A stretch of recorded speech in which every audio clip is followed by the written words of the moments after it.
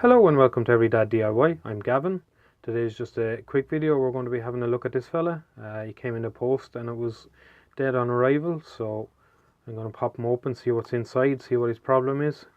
Hopefully fix it. If we can fix it, we'll give him a little test, see if he's up to what he says he's up to, and that he's able to do what he says he's able to do. And if all that checks out and we manage to fix it, he can come in and start charging a few things in my house. So stick with me and let's get started.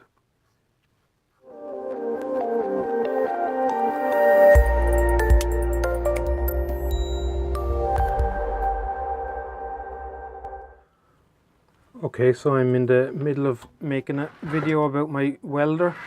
You'll find out later in the week what that's all about. But I've received some of these in the post. They're from AliExpress. And they're 3-port wall chargers, so you just have your wall socket on this side and you have your 3 USBs on this side. And I plugged this fella in and nothing working, so I figured it was a good time to open it up and see what's in there, and see what the problem is. So this is the cheapest one I could find on AliExpress. Well, the cheapest one that comes in a proper Irish or UK plug or whatever it is. So you can see straight away there that this lad is not hooked up to anything, so he's after breaking off on this side. So that's an easy fix, we just solder that back on. Okay, so all I've done there is I put a little bit of flux on it and just put a bit of fresh solder onto it.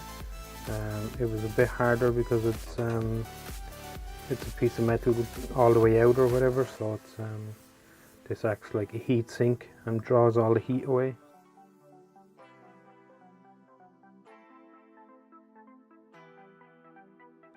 Okay, so what I have here very simply is a display that tells me how much current and voltage has been drawn out through the USB port. This is a dummy load, so it'll pull out 1 or 2 amps depending on which side the switch is at. So we'll start off pulling out an amp through the socket and see if it's able to maintain 5 volts at 1 amp. Then we'll flip it over to 2 amps and we'll see if it's able to maintain 5 volts at 2 amps. We'll know then what kind of internals are inside the shock and how much power these USB ports are actually able to deliver, and hopefully it'll be like a little torture test for it as well. So if it survives this, then I'll feel a bit more confident bringing it in and putting it in my house. Yeah, so let's get started doing that.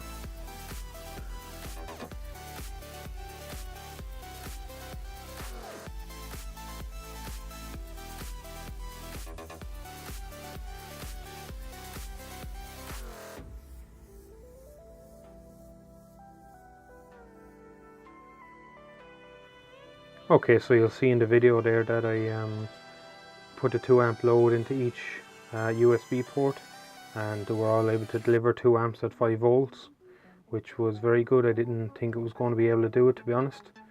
So it is able to do what it says it's able to do. It also says that it's able to put out 3.4 amps, so that would be like 1.1 something if you had 3 things plugged in, and I plugged my phone into one of them and it was pulling out 1.1, so they are 1.1 amps each. So I'm fairly happy with that. It didn't get too warm or anything like that, so I'm happy enough to bring it into the house for now. Okay, so that was just kind of a little impromptu video for today. I was making another video and I got sidetracked looking at this thing, so I decided I'd film it.